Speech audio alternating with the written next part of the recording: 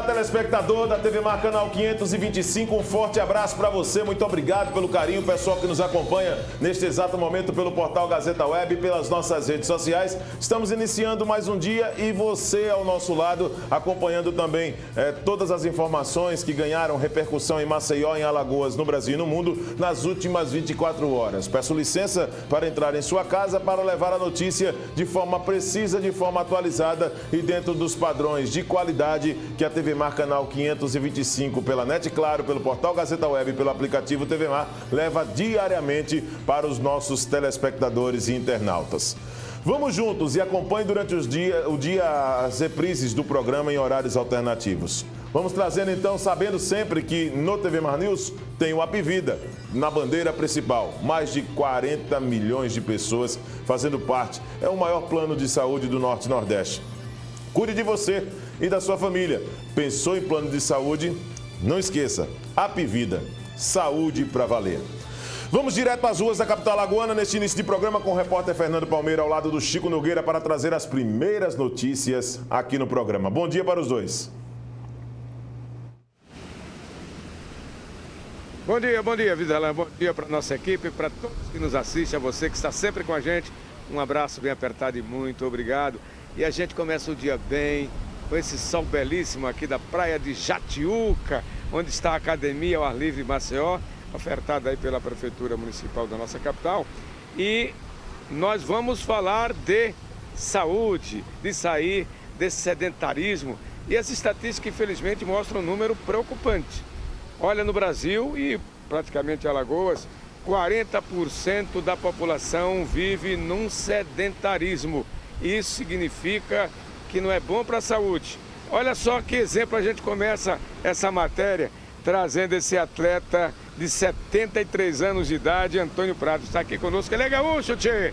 E aí, começou muito cedo, Tonho, fazendo exercícios físicos? Sim, comecei aos 12 anos, porque eu sempre, desde então, nunca mais parei, sempre fazendo exercício. Qual o exercício que você mais gosta? Qual a modalidade que você participa mais? Maratona. Já corri mais de 40 maratonas. Ciclismo também, você é um adepto? Eu fiz 7 anos corrida profissionalmente de bicicleta também. E quando está em casa, faz algum exercício, algum relaxamento, o que é que você faz? Não, em casa eu faço abdominais. Abdominais eu sempre faço em casa. O restante eu faço na rua, aqui na academia, natação no mato. Que recado você daria para aqueles que não querem tirar o travesseiro nem a cama das costas?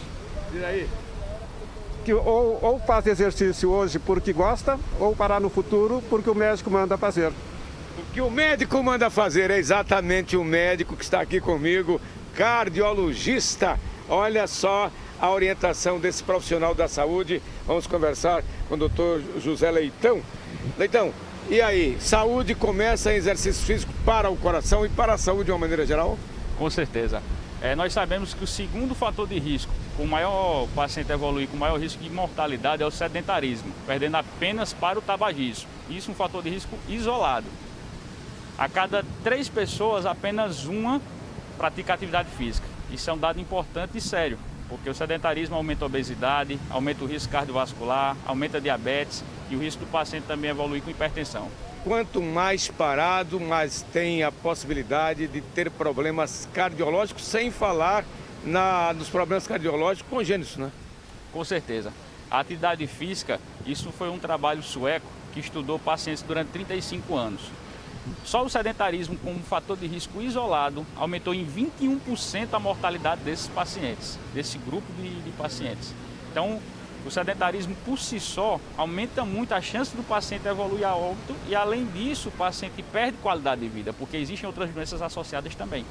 Diante desses números estatísticos de 40% da comunidade está sedentária e acredito até que esses números podem ser mais elevados. Qual a sua opinião sobre isso e que orientação poderia passar para a comunidade? É um dado realmente alarmante, porque a gente sabe que simplesmente mudando os hábitos e principalmente deixando de ser sedentário, praticando atividade física, uma caminhada simples de 30 minutos diariamente, por pelo menos 5 vezes por semana, você já consegue reduzir bastante o risco cardiovascular desse paciente. Em destaque principalmente para as mulheres. Esse mesmo trabalho que você citou mostra que as mulheres elas são mais sedentárias que os homens. Então, um recado que eu poderia deixar é justamente isso, praticar atividade física para que possa envelhecer com saúde. A hipertensão é um dos problemas também enfrentados pela população e isso pode ter muito a ver. Um exercício bem orientado pode colocar a saúde no lugar? Com certeza. A prática de atividade física libera hormônios e esses hormônios eles previnem hipertensão, previnem diabetes. Então a prática de atividade física isolada é um fator de, digamos assim, uma medida importante para que você tenha qualidade de vida. Que maravilha, Isa Mendonça está sempre também aqui, ó, participando ativamente e a orientação é essa. As estatísticas não mentem e acredito sinceramente que muito mais estão do que esses 40% o pessoal sedentário. É importante se movimentar, não apenas ficar trabalhando, aquela caminhada em casa mesmo, perto de casa, isso não representa muito. O importante é, como o Chico Nogueira está mostrando, olha só essa meninada, tem jovens de todas as idades, a exemplo do Tonho ali, que nos concedeu a entrevista também, e ele vai de novo ali para as marombas, vai, um abraço, saúde. E a turma não para, e esse recado a gente veio dar aqui para você, praticar esporte e sair do sedentarismo. Eu vou voltar aqui com o José Leitão, cardiologista, porque com certeza tem muito mais para orientar e informar e evitar que os números aumentem cada vez mais do sedentarismo e, consequentemente, os números de cardiopatas. Fique à vontade para conversar com a população e o que puder passar mais, doutor, fique à vontade. Com certeza. O risco do sedentarismo ele leva ao aumento das doenças cardiovasculares. As doenças cardiovasculares são ocasionadas pelo quê?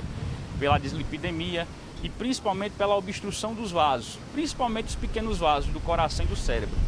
Então, se você é sedentário, você tem um risco maior de evoluir com AVC, tem um risco maior de evoluir com infarto.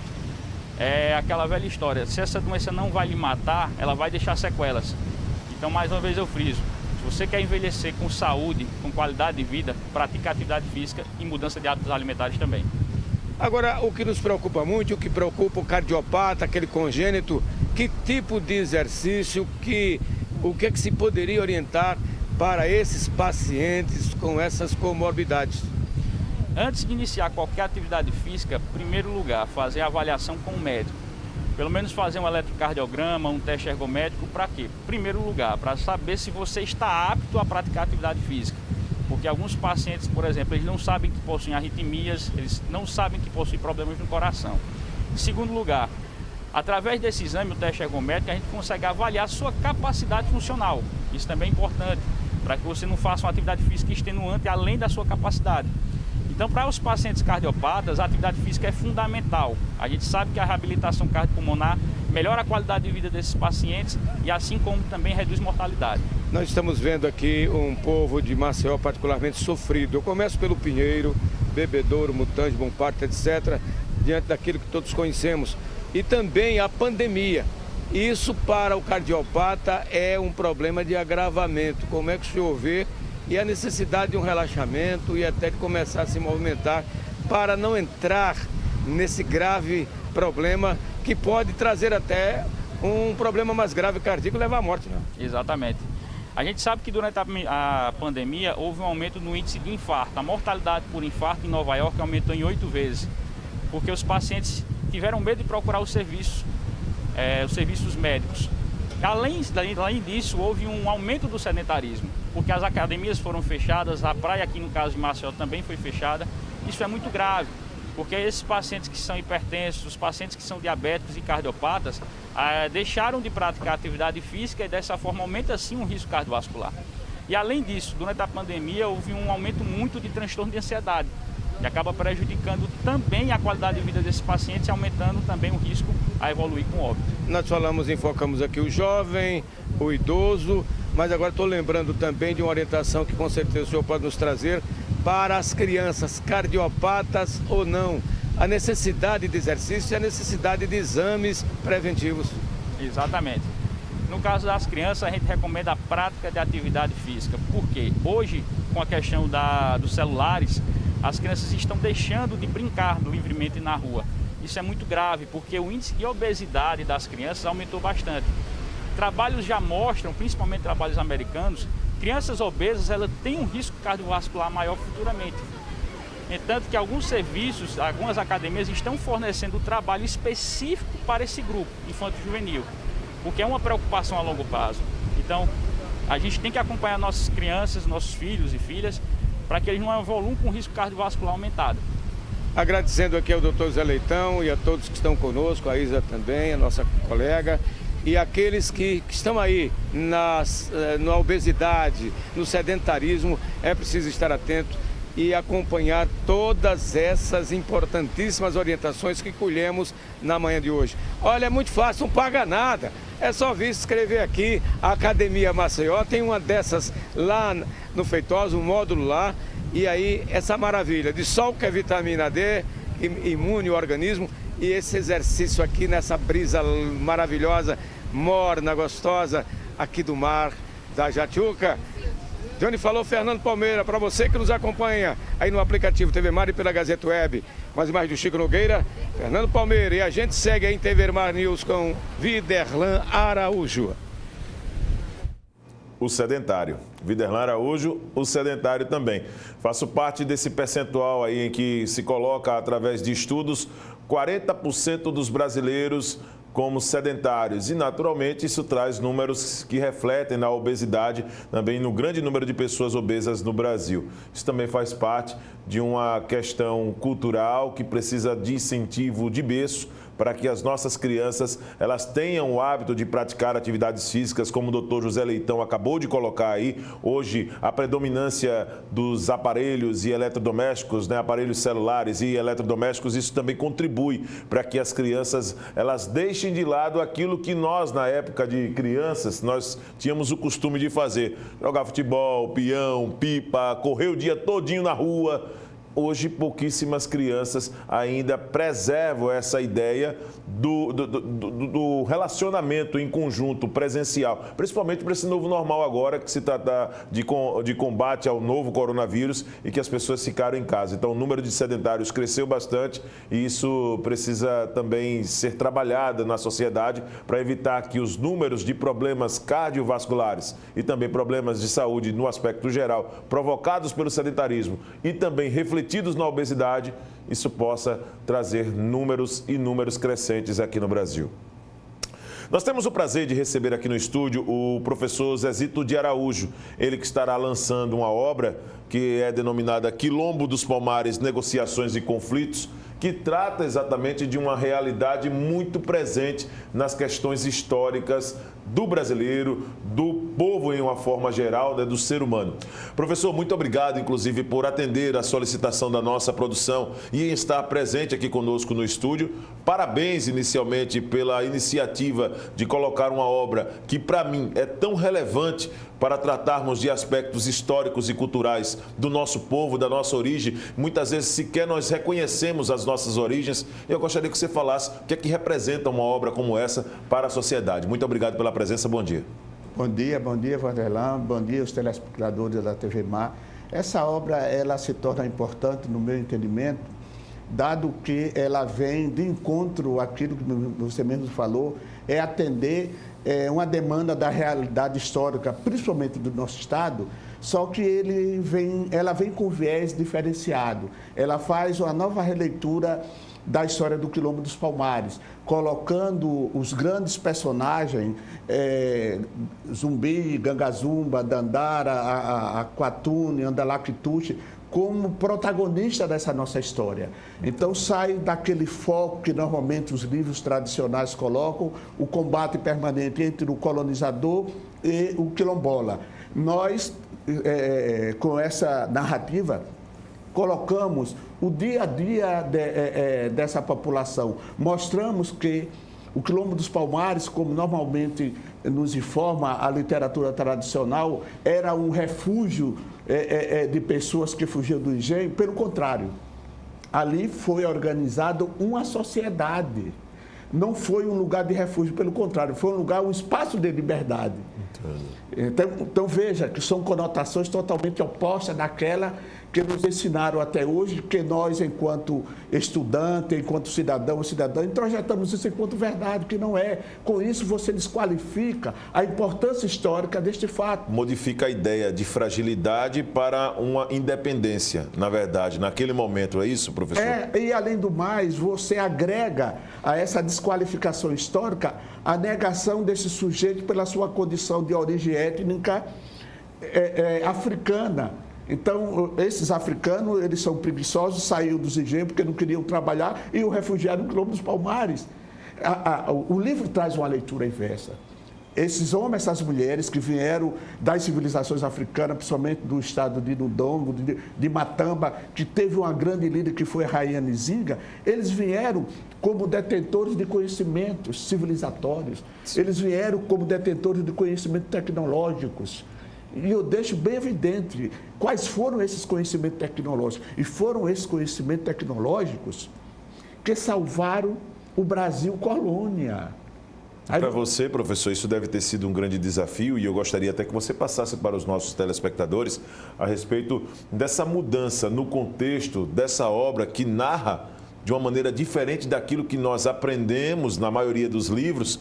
Em que aspecto essa fundamentação veio para poder concluir a obra, professor? Olha, primeiro que foi resultado de todo um trabalho. Eu sou professor universitário, sou professor da rede pública de ensino do Estado, né? Eu trabalho basicamente com formação de professores e de professoras e eu percebi que todos eles colocavam para mim: professor, o senhor está falando disso tudo aí, mas cadê o material? Onde eu encontro esse material com uma linguagem mais acessível para o educador e para o estudante? Opa. Então, isso que nos levou a produzir esse material, evidentemente também para aqueles que desejam visitar a Serra da Barriga e queiram conhecer. Com isso, eu comecei a fazer pesquisa, né, através, primeiro, de uma grande coleção que existe no Brasil, História da Civilização Geral Africana, e a partir daí eu comecei a coletar e questionar aquilo que os livros oficialmente traziam para nós. Por exemplo, aquilo que eu estava lhe falando e essa indagação que você faz. Quais esses elementos impulsionaram você a fazer essa releitura? Ora, africanos e africanas vieram para o Brasil, segundo o livro, na condição de escravo. Isso é uma grande verdade. Primeiro, foram trabalhadores que foram raptados do continente africano. Foram trabalhadores, estou deixando bem evidente. E a literatura diz que foram escravos. Foram trabalhadores escravizados que vieram para salvar a economia e povoar a província, o território invadido pelos portugueses. Aí vocês, como você comprova isso? Vocês comprovam. E eu comprovo aqui no estado de Alagoas. Nós temos, segundo a nossa historiografia, 3 lugares que eles dizem que foi de povoamento, eu digo que foi de ocupação. Primeiro, Porto Calvo. Segundo, Penedo. Terceiro, Santa Maria Madalena do Sul, Marechal Deodoro. Com isso, você já exclui um, que foi o fundamental nessa narrativa que nós estamos conversando aqui. União dos Palmares. Ora, como você me considera um local onde morava aproximadamente quase 10 mil pessoas, que foi a Cerca Real dos Macacos, na Serra da Barriga, que Aquatuno chegou lá em 1597, você não considera como parte do povoamento do estado de Alagoas? Isso, percebeu? Isso já uma mudança no roteiro original, total. Aí eu volto novamente aqui para Porto Calvo, para Penedo e para Marechal Deodoro. Qual população construiu os engenhos lá? Foram os colonizadores brancos? Não foram. Quem foi que construiu mesmo as simbologias dos órgãos repressores lá existentes? O Pelourinho, a Capela, a Casa Grande, a Senzala. Quem foi que fez isso? Quem foi que definiu os pontos próximos às lagoas, aos rios? Quem começou a construir essas casas? Percebeu, então? Quem ocupou os espaços, quem fez a ordenação urbana, foram esses trabalhadores escravizados que vieram do continente africano. Então, é essa nova releitura que nós estamos dando. A partir daí, esses homens, essas mulheres, eles são efetivamente sujeito e protagonista dessa história. No entanto, quando se fala do Brasil colônia, quando se fala da história de Alagoas, fala-se, Alagoas começou através de um engenho tal. Professor, é muito importante quando se trata desses aspectos e nós não temos aqui que ficar também retraídos em alguns tipos de colocações. Uma das perguntas que chegam para a gente é exatamente do dia 13 de maio. Por que deixamos de comemorar o dia 13 de maio, que é uma data tão relevante, a data da abolição da escravatura? Olha, eu não acho que o 13 de maio seja tão relevante num aspecto de celebração. Certo. Para mim, ele não é relevante. Certo. Porque ele não celebrou e nem levou a população brasileira a inserir-se na sociedade brasileira a partir do reconhecimento do que ela produziu e fez para o Brasil há 350 anos atrás. Sim. Pelo contrário, ela delegou aos imigrantes europeus o direito de possuir, de financiar a compra da terra. Por outro lado, o 13 de maio, ele retirou desses trabalhadores, dessas trabalhadoras que trabalharam 350 anos, todo o direito de ter terra. Isso não aconteceu no dia 13 de maio de 1888. A lei da terra de 1850 já excluía esses homens, essas mulheres, já pensando nesse futuro aí. Então, por isso que nós, a sociedade brasileira e nós, negros e negras, não temos nenhuma razão de celebrar o 13 de maio. O 13 de maio simplesmente foi o quê? Foi um ato criado pelo Legislativo e assinado pelo Executivo, que no momento exercia essa função de imperatriz, a princesa Isabel, que assinou, pura e simples.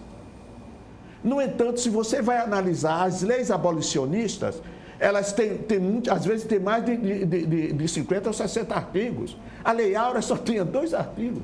Está abolida a lei e revoga-se tudo o contrário.